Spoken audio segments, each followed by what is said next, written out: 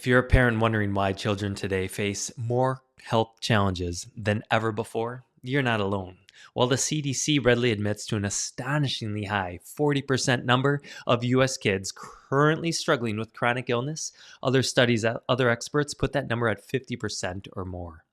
One thing we know for sure is that the CDC, the FDA, and conventional medical system are always light year behind when it comes to their research and admitting what's really going on with chronic illness and the autism epidemic.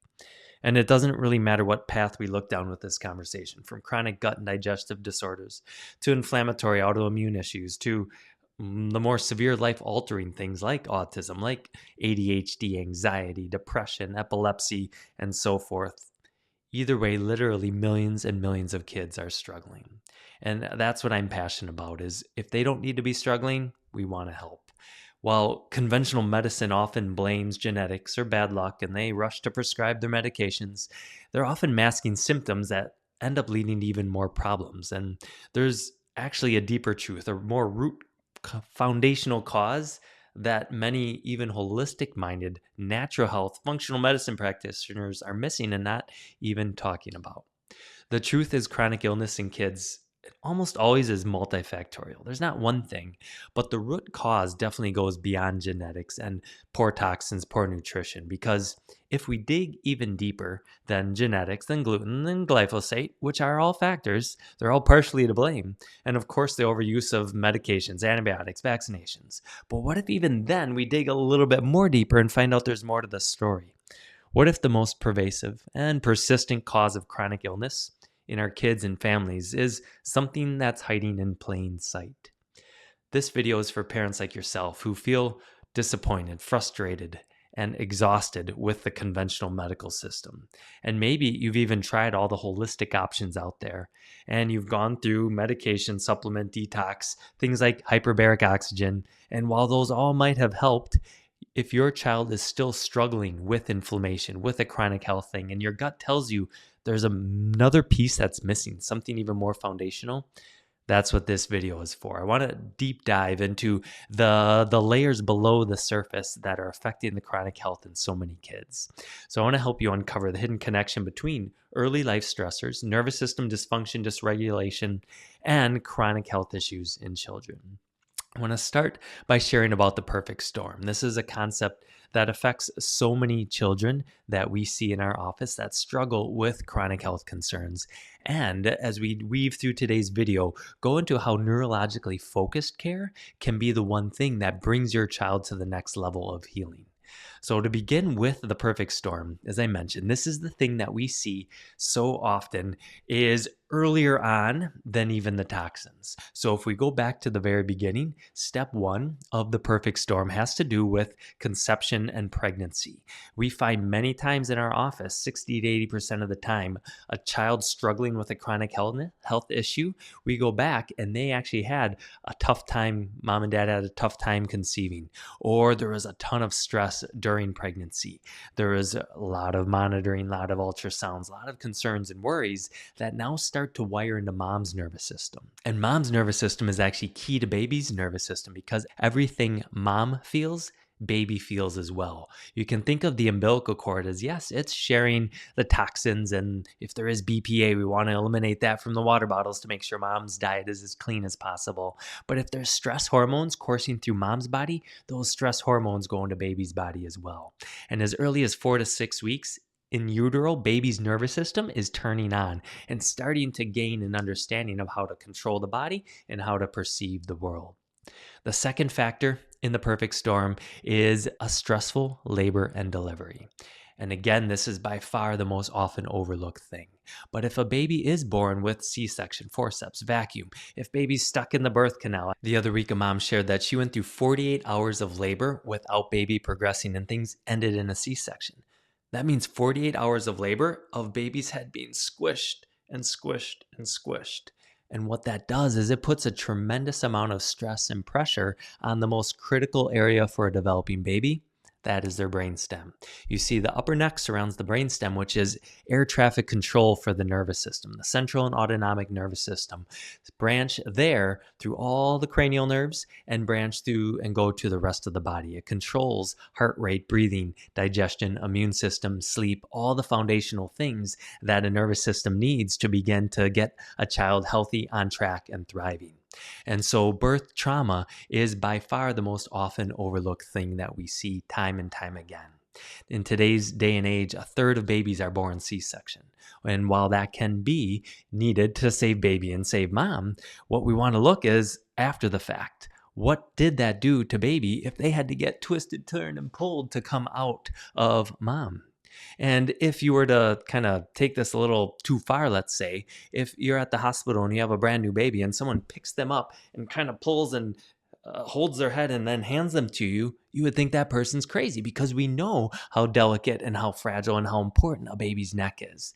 And yet, if that's being injured during the birth process, and it's never looked back to get helped and fixed and corrected, that can lead now to this perfect storm sequence starting to build deeper. Step 3 then of the perfect storm is where often people start. It has to do with toxic overload. If you have a baby that's colicky and had a lot of reflux, starting now maybe to develop chronic ear infections, always sick, respiratory illness, now medications, antibiotics, things start to add up. Maybe there is toxins in the environment, things that are overloading their system and start to build this stress internally. However, what we find is many parents nowadays have realized this third layer exists and they've done something about it. They've been doing probiotics, cleaning up the diet, trying to do detoxes and supplements and restoring the gut and trying to clear out those toxins and inflammation that can come with it. And yet their child is still struggling. The reason is these first 2 sections that I just talked about. What those do next is they get the nervous system stuck in this state of dysregulation. So what happens is if stress starts to build in a child's body and it never gets corrected, nervous system dysregulation and dysautonomia start to set in.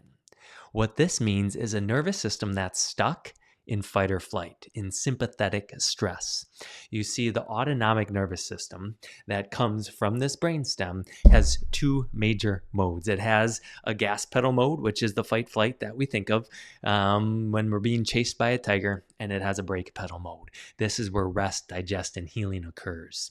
When a baby is first born, which mode should they be in? They should obviously be in rest and digest. Their job is to eat, sleep, and poop. However, if the gas pedal has been stuck on, what do we see with a baby instead? A baby that's colicky and fussy. A baby that constantly arches their back. They never seem to settle into mom or dad. A baby that is constipated, that doesn't fall asleep well, that needs to be constantly rocked and soothed. Those are all clues that this sympathetic, this fight-flight side of the nervous system is stuck on. And what happens is that gets stuck on early and often. Now, baby never has a chance to let down, to go into brake pedal mode where digestion, healing, sleep, rest, growth, and development happen. So we take the baby that was a little colicky, a little refluxy. Now suddenly we see a toddler that has really big tantrums. The terrible twos or the three-nagers are way more intense than you ever anticipated. Again, clues that their nervous system is stuck. They maybe ramp up really quickly and they stay ramped up. They never come back on. This mom that I just shared with a 48-hour birth, she said that her daughter goes from 0 to 100 like that. This stress response just goes, it turns on and it can't get turned off. So emotions, behaviors, dysregulation shows up in those side of things. Maybe immune system starts to falter. You see a kiddo with chronic ear infections, always a runny nose. They're stuffy and congested all the time. That might turn into more allergies now if it really starts to sit there for a long time. Now we get to grade school and we have a kiddo that if their brain is still in stress mode, doesn't sit still. They're anxious, they're nervous, they're worried. Sensory issues maybe start to develop as a toddler and become even more evident now when you have a kiddo that you think should have outgrown the sensitivity to grass on their feet, or you think by now they wouldn't mind the tag on their shirt, or they should be able to handle going to a birthday party and not being overwhelmed. But now your kiddo's in elementary school and you see those things start to build even more. It's again a sign that their nervous system was in this stress mode and it hasn't gotten out of it. So, what happens then is when stress is chronically there, these things build in. I mentioned gut and digestion because if a kiddo doesn't have rest and digest mode and they're in fight flight mode, what we're seeing is picture yourself after a really busy day, you're go, go, go, go, and now you try to sit down for supper. I know for myself, if I do that at the end of a busy day, I realize like I'm going to put food in my belly, but I'm not going to do a very good job digesting it because my mind's still racing from the day. So gut digestion suffers if gas pedal is always on. So if gas pedal is always on and we see this go, go, go, key one is to start to activate the brake pedal. So if your kiddo has done enemas and Miralax, and they've done lots of supplements and probiotics, and this gut and digestion hasn't shifted, again, we want to look below the surface. If things get deeper than gut and digestion, the respiratory and immune system starts to suffer. And here's where we see that kiddo that's chronically sick that I mentioned before. The reason this happens is that if we're in chronic stress, we don't worry about fighting off the bugs because our system starts to wear down. When we're in stress mode right away, it's okay for a little bit.